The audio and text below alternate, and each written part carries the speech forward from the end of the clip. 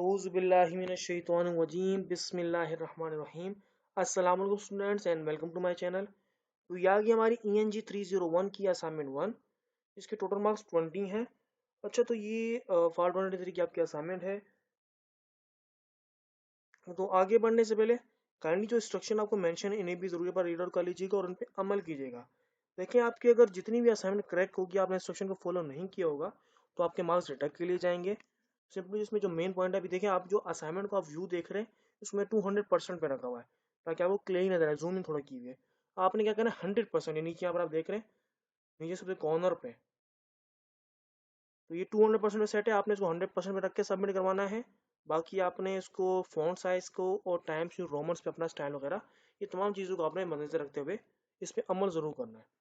दूसरा सबसे छोटी सी रिक्वेस्ट है, काइंडली प्लीज़ आप में से बहुत स्टूडेंट वीडियोस को देखते हैं, काइंडली चैनल को ज़रूर सब्सक्राइब कीजिएगा। ये खास वीडियो, इस वीडियो के तो मैंने खास आपके लिए 2 सोल्यूशन क्रिएट किए हैं।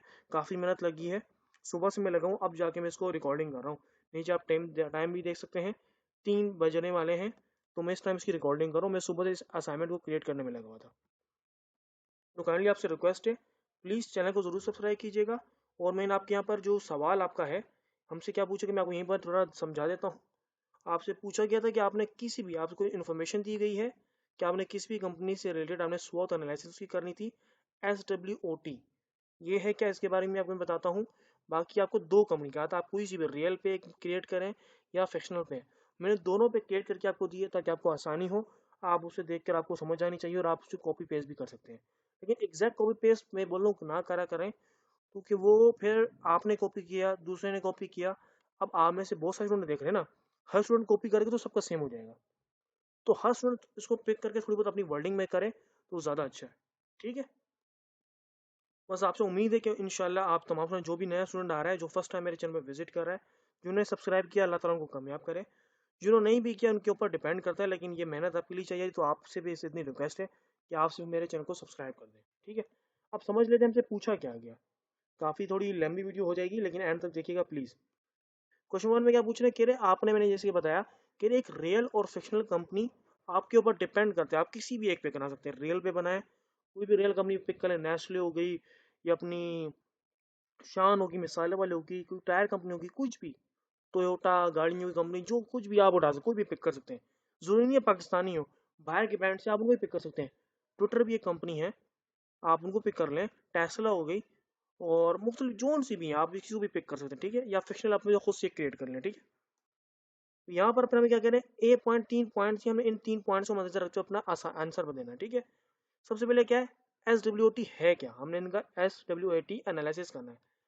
मतलब क्या है, कंपनी का हमने क्या करना है। एस का मतलब है स्ट्रेंथ हो गया, SWOT जो स्ट्रेंथ करता है, एस हो गया स्ट्रेंथ हो गया, वीक हो गया, डब्ल्यू हो गया वीकनेस हो गई, ओ होगी अपॉर्चुनिटीज होगी, और 3T मतलब थ्रेट्स।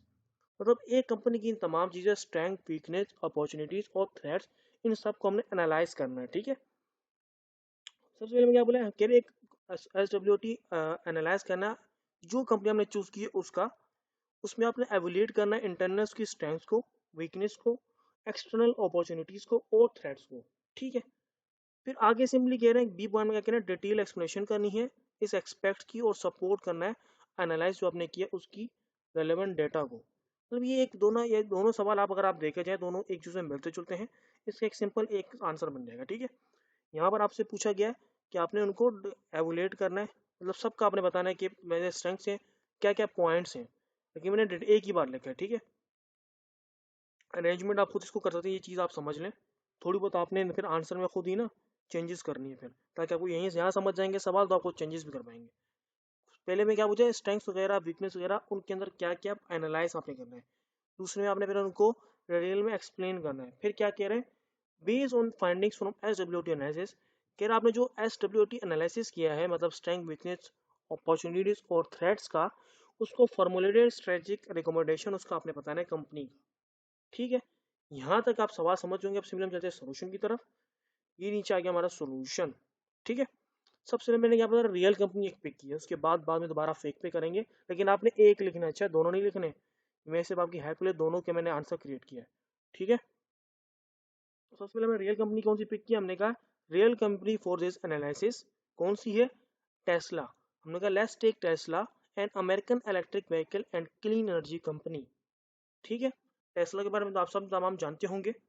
टेस्ला कंपनी क्या है, इलेक्ट्रिक व्हीकल्स पर क्रिएट करती है। ठीक है, तो अब आगे हमें करना है इसका SWOT एनालिसिस निकालना है टेस्ला का। सबसे पहले ए क्या था, हमने इंटीग्रेट इंटरनल स्ट्रेंथ और उसकी वीकनेस हम निकालेंगे। ए हमारा जो था हम वो निकालते हैं।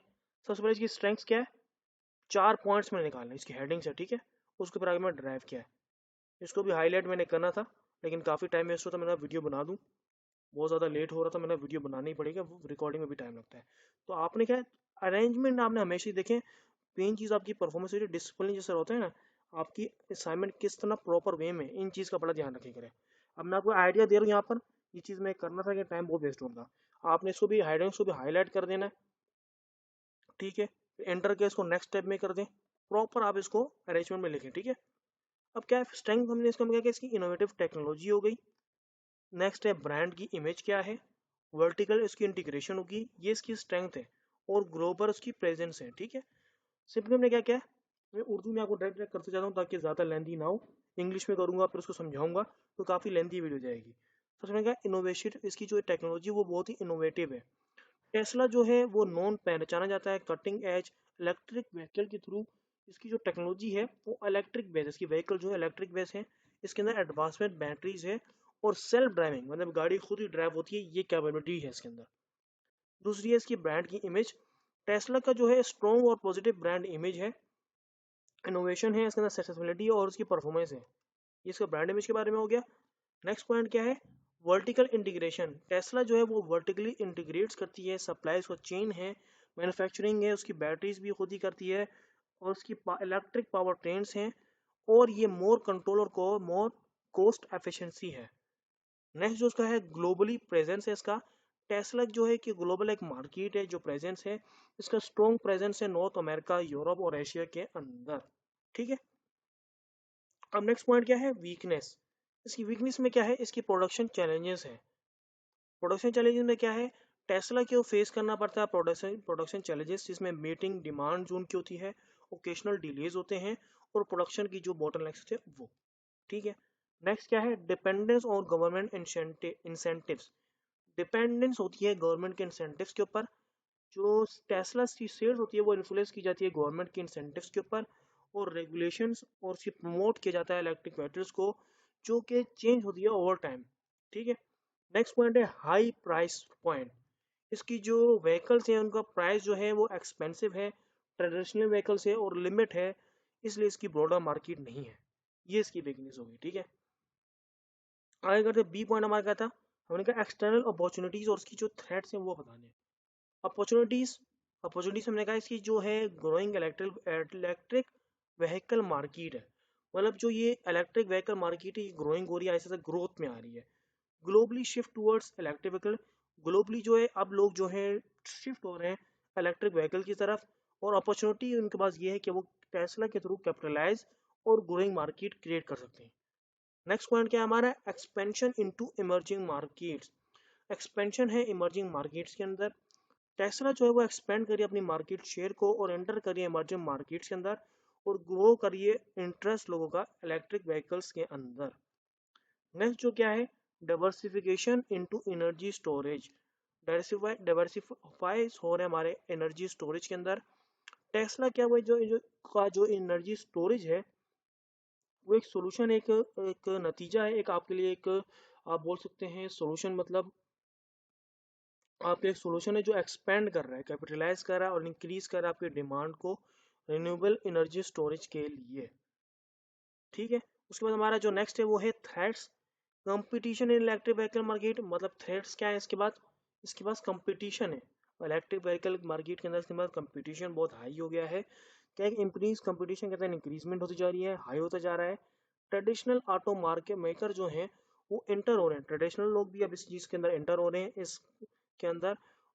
Vehicle space poses a threat to Tesla market share, तो ये जो नए लोग जो इसके अंदर एंटर हो रहे हैं, ये मार्केट जो है टेस्ला के लिए उसके लिए थ्रेट्स के लिए है, कि उसके लिए थ्रेट है कि लोग या दूसरे लोग भी इस चीज़ के अंदर आ रहे हैं। नेक्स्ट है रेगुलेटरी चैलेंजेस, चेंजेस जो रेगुलेटरी चैलेंज उनको खास सामना करना पड़ा वो क्या है, इन्वायरमेंटल रेगुलेशंस है, गवर्नमेंट ये पॉलिसीज होती हैं जो टेस्ला की ऑपरेशन और मार्केट कंडीशन को एक चैलेंजेस देती हैं, एक उनको मुख्तलिफ टफ क्या कहते हैं चैलेंज देती हैं। नेक्स्ट क्या है सप्लाई चेन डिस्ट्रप्शन। जो उनकी जो ग्लोबल इवेंट्स है उसके अंदर जो नेचुरल डिजास्टर है, जोग्राफिकल जो पॉलिटिकल तौर पर टेंशन होती हैं जो डिस्टर्ब करती हैं उनकी चेन्स को और अफेक्ट करती हैं उनकी प्रोडक्शन को, ये इनके लिए थ्रेट्स है। ठीक है, यहाँ पर हमारा बी पॉइंट में गया, हमारा जो सी पॉइंट हमने क्या कहा स्ट्रेटेजीज की रिकमेंडेशन हमने बतानी थी। तो उसमें क्या हमने कहा सिंपली बोला है, हमने कहा एड्रेस इसका जो प्रोडक्शन चैलेंज है वो क्या है कि टेस्ला को कंटिन्यू करना चाहिए, इन्वेस्ट करना चाहिए, ऑप्टिमाइज करना चाहिए अपने प्रोडक्शन प्रोसेस को और मीट करना चाहिए डिमांड को ग्रो करने के लिए और डिलेज को अवॉइड करना चाहिए। नेक्स्ट जो पॉइंट है हमारा स्ट्रेटेजिक रिकमेंडेशन के लिए वो है डाइवर्सिटी प्रोडक्शन प्रोडक्ट रेंज। अपने जो प्रोडक्ट की जो रेंज है उसकी डाइवर्सिफाई करना चाहिए, कैटर करना चाहिए, वाइडर मार्केट के अंदर घुसना चाहिए, टेस्ला को इंट्रोड्यूस करना चाहिए, अफोर्डेबल अपनी जो मॉडल्स उनको अफोर्डेबल बनाए, इलेक्ट्रिक व्हीकल को एक्सेस करें ब्रॉडर ऑडियंस को। ठीक है, नेक्स्ट है ग्लोबल एक्सपेंशन। ग्लोबल तौर पे इसको एक्सपेंस करें, एक्सपेंशन इसकी करें, कंटिन्यू करें एक्सपेंडिंग इमर्जिंग मार्केट्स को, ग्रो करें इंटरेस्ट लोगों का इलेक्ट्रिक व्हीकल्स के अंदर इंटरेस्ट को ग्रो करें और इंश्योर करें ग्लोबल प्रेजेंस को। नेक्स्ट पॉइंट हमारा क्या है इन्वेस्ट करें एनर्जी सॉल्यूशन के अंदर, इन्वेस्ट इन एनर्जी सॉल्यूशन। क्या करना है गिवन इन इंक्रीजिंग डिमांड, जो डिमांड है उसमें इंक्रीजिंग के अंदर रिन्यूएबल एनर्जी जो है इसकी डिमांड के अंदर इंक्रीजमेंट होनी चाहिए। टेस्ला को चाहिए वो कंटिन्यू करें इन्वेस्ट करना अपनी एनर्जी स्टोरेज सॉल्यूशन को एक्सपेंड करने के लिए। नेक्स्ट जो हमारा पॉइंट है वो है कोलैबोरेशन एंड पार्टनरशिप। कोलैबोरेशन और पार्टनरशिप को जो इसकी है उसके अंदर एक्सप्लोर करना चाहिए स्ट्रेटेजी कोलैबोरेशन को और पार्टनरशिप्स को अदर कंपनीज के अंदर, इंडस्ट्रीज के अंदर और अपनी पोजीशन और स्ट्रेंथ को इंक्रीज करें, कंपटीशन को कम करने के लिए अपनी स्ट्रेंथ को इंक्रीज करें, अपनी पोजीशन एक क्रिएट करें। नेक्स्ट जो पॉइंट हमारा है वो गवर्नमेंट रिलेशंस। गवर्नमेंट से अपने रिलेशन को बेहतर करें ताकि उनके प्रोडक्ट जो उनकी जो है डिमांड जो है बड़े ग्लोबली तौर पे रिकग्नाइज हो। इस्टेब्लिश करना है स्ट्रॉन्ग रिलेशनशिप करना है गवर्नमेंट के साथ और उनके रेगुलेटर को स्टे को कन्फर्म करना है, पॉलिसी चेंजेस के ऊपर फोकस करना है, एक्टिवली पार्टिसिपेट करना है फ्यूचर को रेगुलेशंस को बेहतर करने के लिए। तो यहाँ पर हमारे हो गया है हमारा जो रियल कंपनी है उसका तमाम आंसर हमने कंप्लीट कर दिया। अब आगे हम लोग में यहाँ पर आपका आंसर कंप्लीट हो गया, आपने सिंगल एक लिखना है, यहाँ पे डिपेंड करता है, मैंने आपके लिए दोनों क्रिएट किए हैं, आप किसी को भी एक को भी चूज कर सकते हैं और थोड़ी अपनी वर्डिंग में लिख करके लिख सकते हैं। ठीक है, नेक्स्ट जो पॉइंट है मैंने आपके लिए क्रिएट किया ताकि आपको आसानी है वो है फिक्शनल कंपनी। अब फिक्शनल कंपनी के लिए भी हमने एक आंसर क्रिएट किया। अब हमारे सेम चीज़ हमने जो रियल कंपनी के लिए अब यहाँ फिक्शनल कंपनी के लिए। ठीक है, फिक्शनल क्या है, हमने तो टेस्ला एक नॉन कंपनी थी वो रियल असल में कंपनी थी। फिक्शनल क्या है हमारी मन ग्रांड अपने से हमने क्रिएट की है। ठीक है, हमने कहा जो SWT एनालिसिस है XYZ, हमने कहा XYZ एक कंपनी है उसके लिए उसमें स्ट्रेंथ क्या है, हमने उसकी स्ट्रेंथ क्या है कि उसका ब्रांड रेपुटेशन, ये उसकी स्ट्रेंथ है, उसकी ब्रांड की एक रेपुटेशन है, एक नाम है। मैंने कहा XYZ जो कंपनी है वो स्टेब्लिश हुई है, स्ट्रॉन्ग ब्रांड इमेज है उसका मार्केट के अंदर और वो अपने कस्टमर को अट्रैक्ट हो रही है और अपना एक ट्रस्ट बिल्ड कर रही है कस्टमर के अंदर। दूसरी चीज स्ट्रेंथ क्या है, इनोवेटिव प्रोडक्ट के पोर्टफोलियो है उसका, कंपनी जो है उसकी रेंज इनोवेटिव है, हाईली क्वालिटी प्रोडक्ट्स उसके और कैटर करती है, इवॉल्व करती है नीड्स को, कस्टमर्स की नीड्स को। ठीक है, नेक्स्ट क्या है स्किल वर्कफोर्स, इसकी जो कंपनी है उसका हाईली स्किल्ड है, मोटिवेट करती है वर्कफोर्स को, कंट्रीब्यूट करती है कंपनी की सक्सेस के अंदर और एक्सपर्टाइज करती है और डेडिकेशन देती है। ठीक है, नेक्स्ट हमारा जो पॉइंट है फोर्थ जो मैंने पॉइंट हमने लिखा है वो क्या है एफिशिएंटली सप्लाई चेन मैनेजमेंट। इसकी जो सप्लाई चेन मैनेजमेंट एफिशिएंट है, कंपनी जो है इम्प्लीमेंट करती है इफेक्टिव सप्लाई चेन को, मैनेजमेंट को, प्रैक्टिसेस को और इंश्योर करती है डिलीवरी प्रोडक्ट्स को कस्टमर तक टाइमली तौर पे उस तक पहुंचाए। ठीक है, ये हमारी स्ट्रेंथ होगी। अब वीकनेस में क्या है, हमें इसकी वीकनेस जो है, अच्छा इसकी वीकनेस जो है क्या है लिमिटेड मार्केट प्रेजेंस, मतलब लिमिटेड मार्केट प्रेजेंस है इसकी। XYZ जो कंपनी है हमारी वो करंटली ऑपरेट कर रही है लिमिटेड ज्योग्राफिक एरिया, मतलब यानी कि एक मुख्तलिफ जगह पे अपना काम कर रही है जो रिस्ट्रिक्ट करती है उसकी मार्केट रीच को पोटेंशियल कस्टमर बेस तक, ये इसका वीकनेस है। नेक्स्ट है dependence on a single supplier, हम लोग सिंगल सप्लायर के ऊपर डिपेंड करते हैं। कंपनी क्या रिलाई करती है सिंगल सप्लायर और रॉ मटेरियल्स को एक्सपोज करती है और रिस्क लेती है टर्म्स को, सप्लाई चेन को, डिस्ट्रप्शन को और प्राइस की फ्लक्चुएशंस को। नेक्स्ट हमारा जो पॉइंट है वो है हाई प्रोडक्शन कॉस्ट। इसकी जो प्रोडक्शन कॉस्ट है वो बहुत हाई है। कंपनी की जो चैलेंजेस है वो रिड्यूशन, उसकी जो प्रोडक्शन कॉस्ट है वो बहुत ही ज़्यादा कॉम्पिटिटिवनेस है मार्केट के अंदर, बहुत ही ज़्यादा हाई है, ये इसकी वीकनेस है। नेक्स्ट जो पॉइंट हमारा है वो लिमिटेड डाइवर्सिफिकेशन। इसकी जो डाइवर्सिफिकेशन है बहुत ही ज़्यादा लिमिटेड है। कंपनी की जो प्रोडक्ट का जो पोर्टफोलियो है वो बहुत ही ज़्यादा लिमिटेड है, ज़्यादा फैला हुआ नहीं है, बहुत ही ज़्यादा लिमिटेड है, जो वनरेबल और चेंजेस करता है कंज्यूमर की प्रेजेंस को मार्केट ट्रेंड्स के अंदर।